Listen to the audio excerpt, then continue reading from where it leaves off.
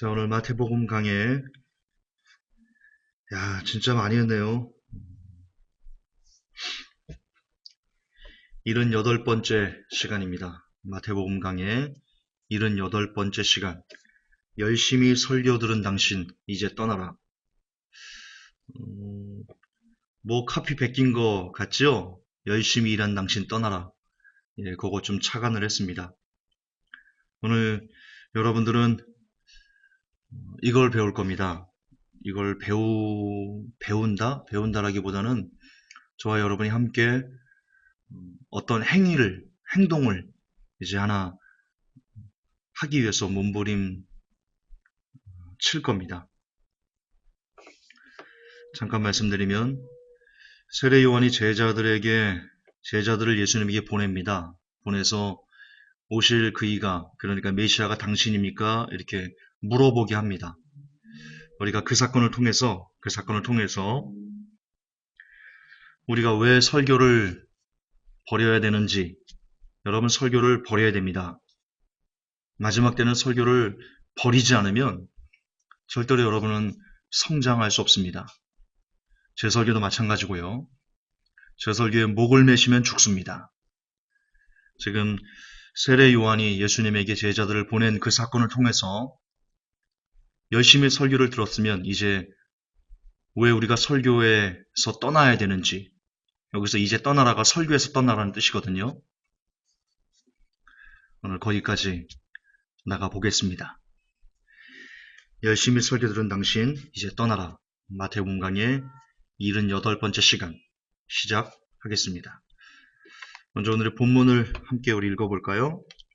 마태복음 11장 1절에서 6절까지입니다. 마태복음 11장 1절에서 6절까지. 자, 어렵지 않죠? 다 찾으신 줄 알고 제가 대독하겠습니다. 예수님께서 자기의 12제자에게 명령하기를 마치시고 그들의 도시들에서 가르치시며 선포하시려고 거기를 떠나시니라. 이제 요한이 감옥에서 그리스도께서 행하신 일들을 듣고 자기 제자들 중에 2사람을 보내어 그분께 이르되 선생님이 오실 그분이오니까 아니면 우리가 다른 분을 기다리오리까 하니 예수님께서 그들에게 대답하여 이르시되 가서 너희가 듣고 보는 그것들을 요한에게 다시 보이되 곧 눈먼 자들이 시력을 받으며 다리 저는 자들이 걸으며 나병 환자들이 정결하게 되며 귀 먹은 자들이 들으며 죽은 자들이 일으켜지며 가난한 자들에게 복음이 선포된다 하라. 아멘. 5절까지만 읽겠습니다. 여러분 세례 요한이 의심했을까요?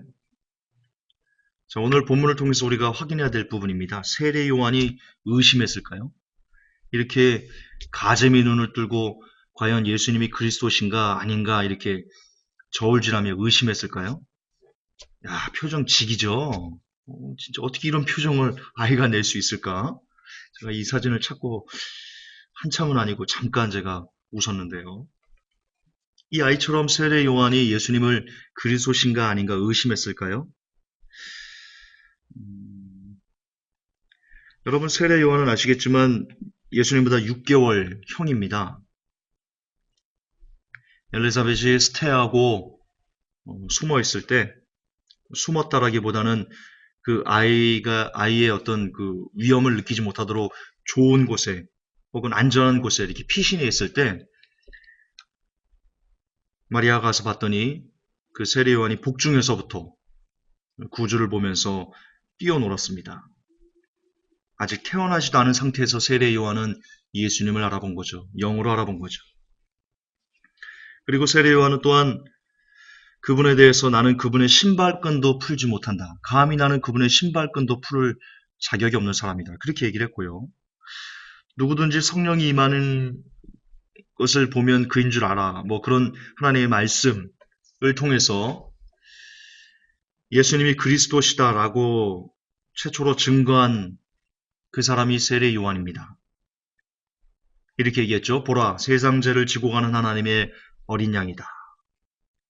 메시아를 선포한 겁니다. 세례 요한이 많은 사람들에게. 세례 요한이 예수님을 선포한 하지 않았어도 물론 다른 어떤 영향으로 선포됐겠지만, 그러나 세례 요한은 예수 그리스도의 길을 예비하기 위해서 예정된, 이걸 사명 예정이라고 하는데요. 그렇게 예정된 사람이었습니다. 또한 예수님에 대해서 말합니다. 나는 물로 세례를 주거니와 그는 성령으로 세례를 주시리라. 끝으로 세례 요한도 세례를 주고, 그리고 조금 떨어진 곳에서 예수님도 세례를 줬습니다. 두 분이 동시에 세례를 베풀 때, 예전에는 세례 요한에게 세례를 받던 많은 사람들이 전부 예수님에게 가서 세례를 받기 시작했습니다. 그때 세례 요한의 제자들이 분했습니다. 시기와 질투가 가득했습니다. 예수님에 대해서. 그래서 세례 요한에게 선생님 이걸 가만둬야 됩니까? 이런 식으로 항변하듯 따져 물었을 때 세례 요한이 뭐라고 말씀하십니까? 그는 신랑이고 나는 신랑 옆에 있는 친구다. 결혼식에서 누가 진짜 기뻐하는 줄 아니? 신랑보다도 그 신랑과 친한 친구들이 더 기뻐한다. 나는 그런 기쁨이 충만하다. 그렇게 얘기를 했습니다. 그는 흥해야 되고 나는 쇠해야 된다. 이처럼 세례 요한은 많은 부분에서 예수님을 메시아인 줄 믿었던 사람입니다. 그런데 지금 세례 요한이 옥에 갇혀 있는 상태에서 예수님에게 제자들을 예수님에게 보내면서 오실 그이가, 다시 말해서 메시아가 예수님입니까? 이렇게 얘기를 했습니다. 그럼 과연 이것이 의심이었을까요? 여러 정황상 물론 정확하게 세례 요한의 마음을 우리가 알 수는 없겠죠. 세례 요한도 어쨌든 엘리야의 영을 받았지만 그러나 그 역시 사람이었기 때문에 의심이 들었을 수도 있을 겁니다. 아닐 수도 있고요. 그것을 확인하는 것은 힘듭니다. 직접 천국에 올라가가지고 우리가 갈 수 있다면 세례 요한을 만나서 그때 혹시 그때는 할아버지시니까 우리 한참 나이가 세례 요한 할아버지 혹시 그때 이 가재미 눈을 뚫고 이렇게 예수님을 의심하신 거예요? 이렇게 물어보셔야 됩니다. 하지만 여러 가지 정황 증거상 세례 요한이 예수님을 의심했다라고 보기는 조금 어렵지 않나? 저는 개인적으로 그렇게 생각합니다. 자, 그럼 왜 제자들을 보낸 겁니까? 김조은사, 그럼 왜 제자들을 보냈지? 보내서 왜 오실 메시아가 그분이신지 이렇게 물어보라고 했지? 저는 세례 요한이 제자들을 보낸 그에 대해서 예수님께서 왜 세례 요한의 제자들을 내게 보냈는지 예수님이 아셨을 것이다. 그것을 세례 요한의 마음을 정확하게 읽고 그 제자들에게 답을 줬을 것이다. 저는 그렇게 생각합니다. 4절, 5절을 보면요. 다시 한번 읽어보면요. 예수님께서 이렇게 얘기를 합니다. 보통 여러분이라면 그리고 그냥 평범한 사람이라면 와서 묻습니다. 아니 우리 선생님께서 예수님께 가가지고 선생님이 오실 그 메시아냐 아니냐 이렇게 물어보는데 답을 좀 주십시오. 이랬을 때 보통 이렇게 말하면 되지 않습니까? 그래 나다. I am 나다. 내가 그다. 예수님은 그렇게 말씀하지 않으셨습니다. 예수님은요. 4절 다시 보면 예수님께서 그들에게 대답하여 이르시되 가서 너희가 듣고 보는 그것을 요한에게 다시 보이되 곧 눈먼 자들이 시력을 받으며 다리 저는 자들이 걸으며 나병 환자들이 정결하게 되며 귀먹은 자들이 들으며 죽은 자들이 일으켜지며 가난한 자들에게 복음이 선포된다라 이렇게 말씀해 줬습니다. 언뜻 보면 동문서답 같지요? 제자들이 이 말씀을 듣고 의아했을까요? 세례 요한의 제자들이 무슨 예수님 무슨 뚱딴지 같은 소리 하시는 거야. 메시아인지 아닌지 알려달라니까 무슨 죽은 자가 걷고 말이야. 눈먼 자가 뜨고 말이야. 나병 환자가 치유받고 무슨 소리 하는 거야. 이랬을까요? 아닙니다. 세례 요한의 제자들은요. 그렇게 이해하지 않았습니다. 그렇게 받아들이지 않았습니다. 왜냐? 지금 예수님께서는 세례 요한의 제자들에게 이렇게 말씀하신 겁니다.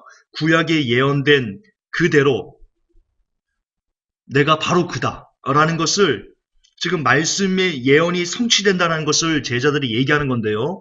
그런데 세례 요한의 제자들은요, 세례 요한을 통해서 메시아에 대한 구약의 예언을 이미 공부한 사람들입니다. 이미 배운 사람들입니다. 이미 알고 있습니다. 이 땅에 메시아가 오시면, 왜냐하면 지금 말씀하신 이 내용이 구약에 예언된 내용이거든요. 메시아가 이 땅에 오시면 이런 일을 할 것이다라고 구약에 예언되어 있거든요. 그걸 세례 요한이 제자들이 가르쳤다니까요. 즉, 이런 효과가 있는 겁니다.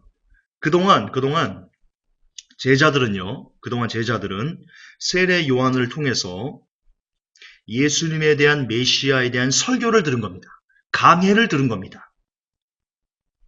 그런데 지금 세례 요한이 그 자신의 설교를 듣고 강해를 들었던 그런 사람들을 예수님에 직접 보내자 예수님이 이제는 직접 그 강해가 현실된 걸, 실현된 걸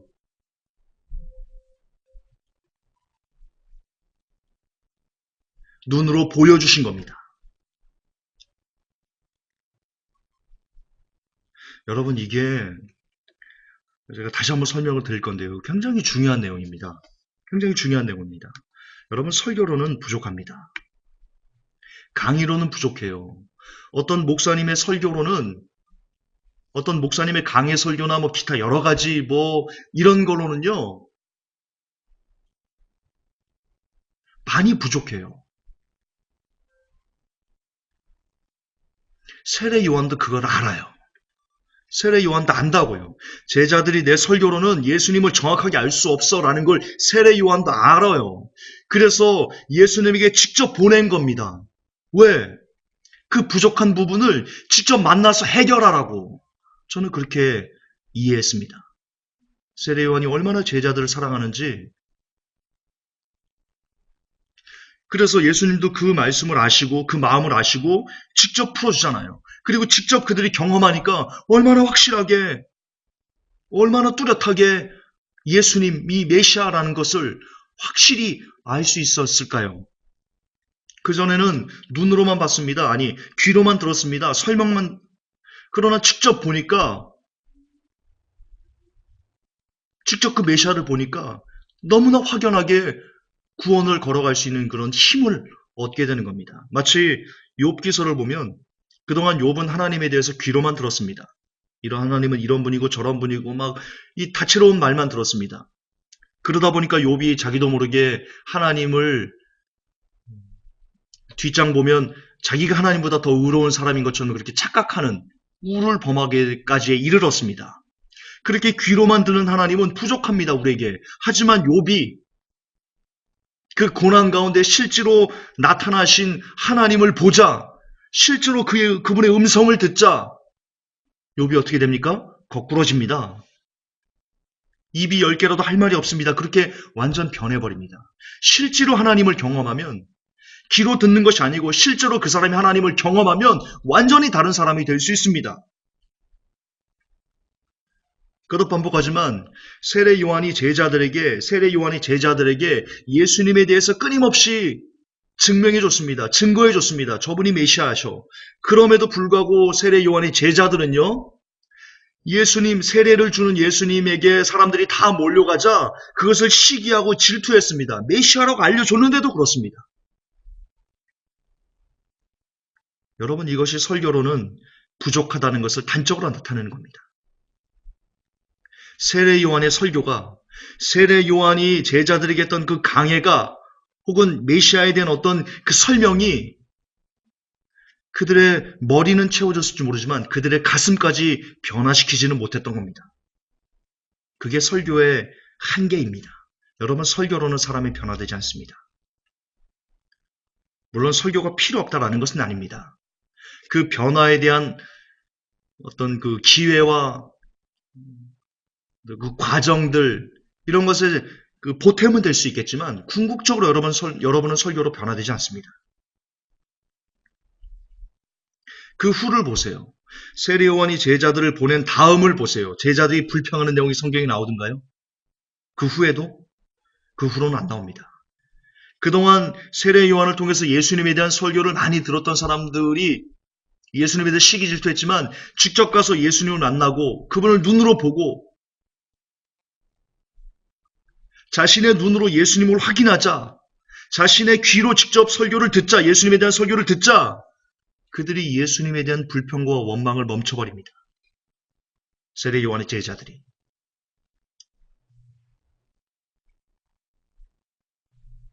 이건 굉장히 중요한 인사이트입니다. 아주 중요한 인사이트입니다. 여러분, 이제 우리는 듣지 말고, 아니, 듣는 것을 넘어서 보고 직접 경험해야 됩니다. 여러분이 직접 예수님을 경험해야 됩니다.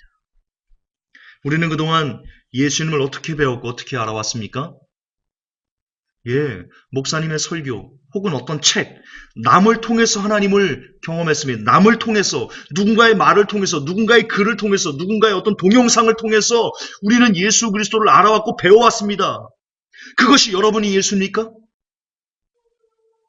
목사님의 예수님을 여러분들이 격가지로 경험하는 거지 그것이 여러분이 예수입니까? 그러니까 자꾸 목사님의 말에 이리 일비하고 이리 끌리고 저리 끌리고 그러는 거 아닙니까? 그분이 지옥으로 가면 같이 따라가는 거 아닙니까? 왜 그렇습니까? 여러분의 예수님을 여러분이 경험하지 못했기 때문입니다. 이것이 설교의 큰 맹점입니다. 이것이 설교의 목을 맨 사람들이 경험해야 될 아주 나쁜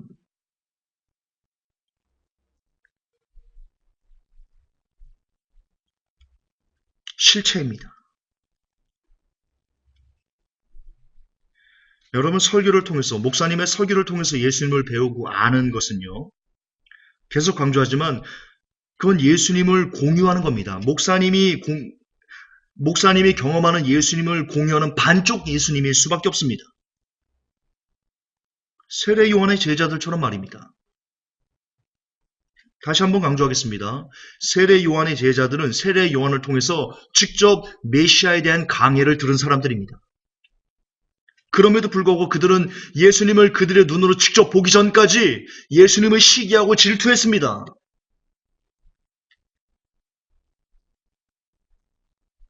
이것이 여러분들이 직접 예수님을 만나야만 하는, 누구를 통해서가 아니고 여러분이 직접 예수님을 보고 직접 듣고 직접 경험해야만 하는 아주 강력한 이유입니다. 이제는 직접 보십시오. 여러분 본인이 직접 보십시오. 그만큼 많이 설교 들었으면, 그만큼 많이 신앙생활 하셨으면 이제는 직접 여러분이 예수님을 만나는 길을 들어서야만 합니다. 설교를 그동안 열심히 들어오셨습니까? 그러면 이제 떠나십시오.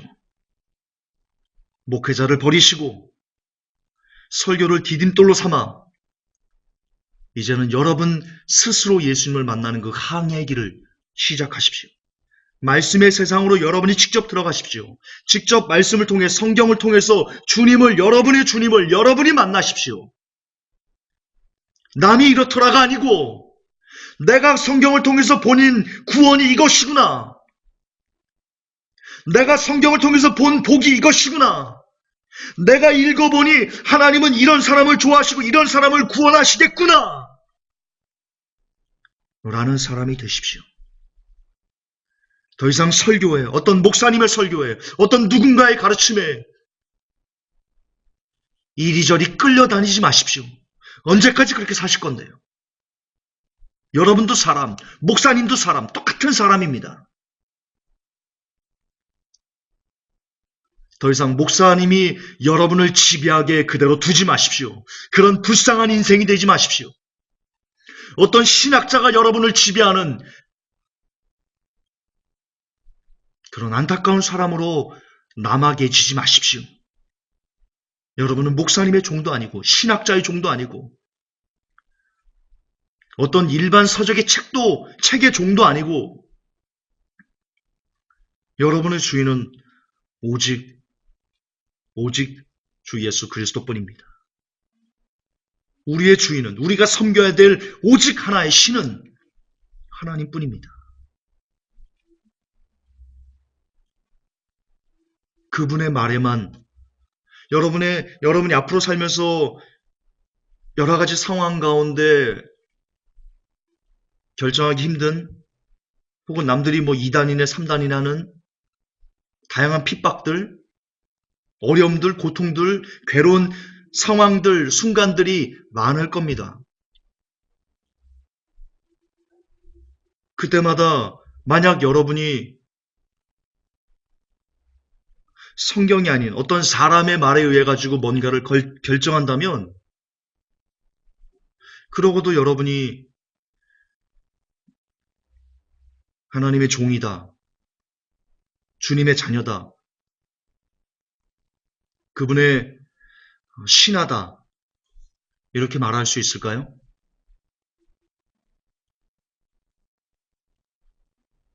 우리는 우리를 지배하는 것의 종이 됩니다.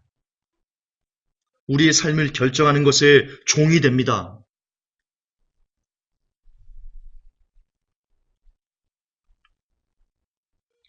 우리는 오직 성경으로 우리가 앞으로 가야 될 길을 결정해야 됩니다.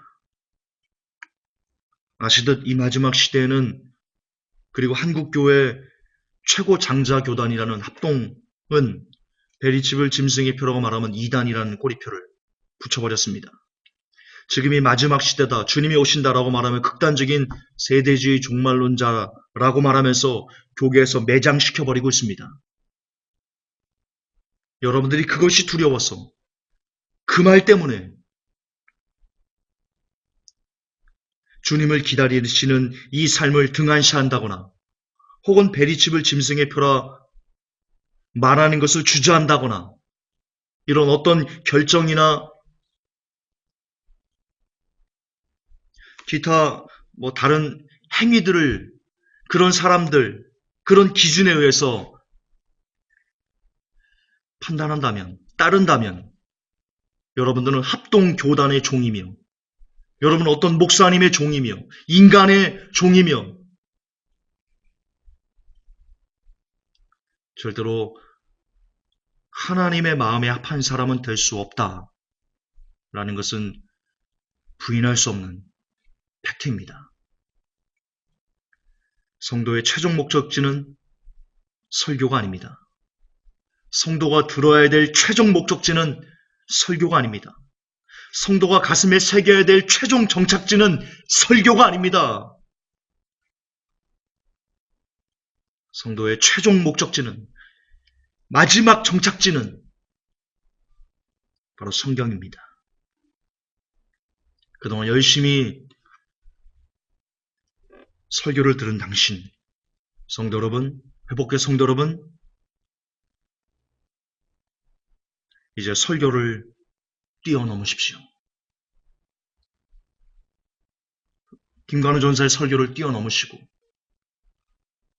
그 누구의, 그 어떤 목사님의 설교도 뛰어넘으시고, 이제는 여러분의 심장의 중심에, 가슴 깊은 곳에 오직 성경이라는 두 글자만 새겨 넣으십시오. 그것이 세례 요한이 예수님에게 제자들을 보내면서 품었던 단 하나의 마음이지 않을까 생각합니다. 그는 기대한 겁니다. 세례 요한은 감옥에서 이제 죽음을 앞둔 그 순간에서도 그는 제자들에게 어떤 것이 제일 큰 사랑인지를 세례 요한은 알고 있었다. 그는 정말 참 선지자였다. 참 하나님의 사람이었다. 그렇게 믿습니다. 세례 요한이 제자들을 떠나보내면서 품었던 마음. 제자들아, 이제는 내 설교를 읽고 너희들이 직접 예수님을 만나는, 그래서 직접 예수님에게 말씀을 듣는 나의 제자가 아닌 예수님의 제자가 되려무나. 그것이 세례 요한의 마음이었지 않나 싶습니다. 저 역시 마찬가지입니다. 진심으로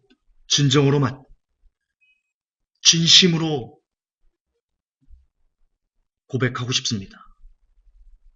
회복교회 성도 여러분, 김관훈 전사의 제자가 될 생각을 마십시오. 저는 여러분의 선생이 될 만한 그런 그릇도 자질도 성품도 갖추지 못했습니다. 저는 예수님의 제자이고 싶습니다. 그리고 여러분들도 예수님의 제자였으면 좋겠습니다. 저와 여러분이 동시에 동일하게 예수님의 제자로서 그렇게 이 마지막 때를 이 교회에서, 회복교회라는 틀 안에서 함께 살아갔으면 좋겠습니다. 누가 누구를 가르치는 입장이 아닌 서로가 서로의 선생이 되어주고 서로가 서로의 제자가 되어주고 오직 예수님이란 큰 선생님 밑에서 그렇게 서로 끌어주고 밀어주고 당겨주고 감싸주고 이해해주고 다독여주고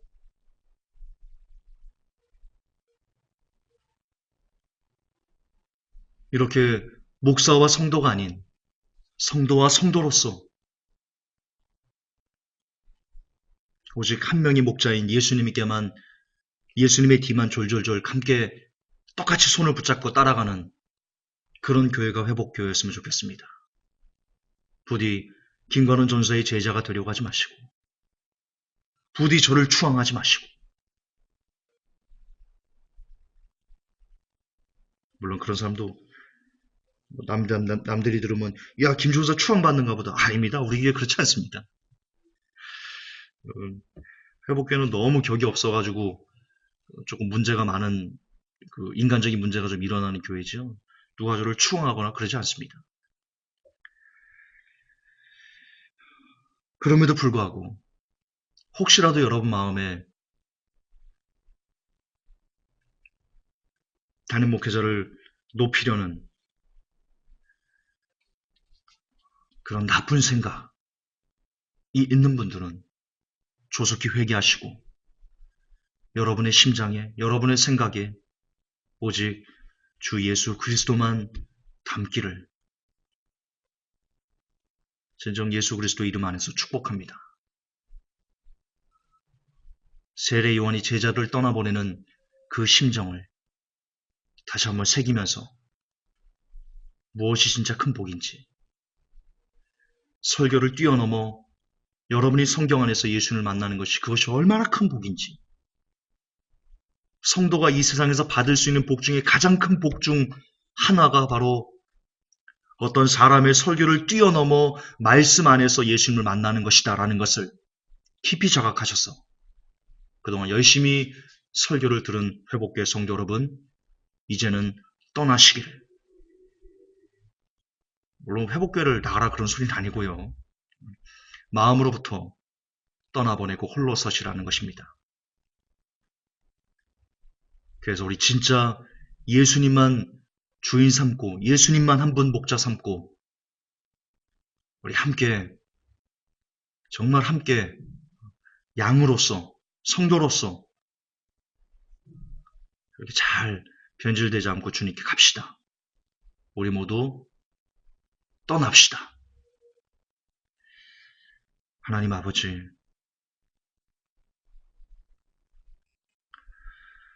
우리가 그동안 너무나 설교에 목매 살았습니다. 어떤 목사님의 말에 죽을 것 같은 고통을 받기도 하고 날아갈 것 같은 기쁨을 느끼기도 하는 성경을 통해서는 울지 않고 성경을 통해서는 환호하지 않으면서 어떤 사람의 말에 의해서는 일희일비하는 우리가 죄인입니다. 이제는 설교를 뛰어넘기 원합니다. 모두 다 설교를 뛰어넘어서 그 누구의 설교에도 기대지 않고 오직 성경만을 기대서 성경으로 일희일비하는 성경으로 가슴이 뛰는 성경으로 눈물 흘리는 그런 죄가 그리고 모든 회복교회 성도들이 되게 하여 주옵소서. 걸어가신 우리 주 예수님 이름 받들어 축복하며 기도하옵나이다. 아멘.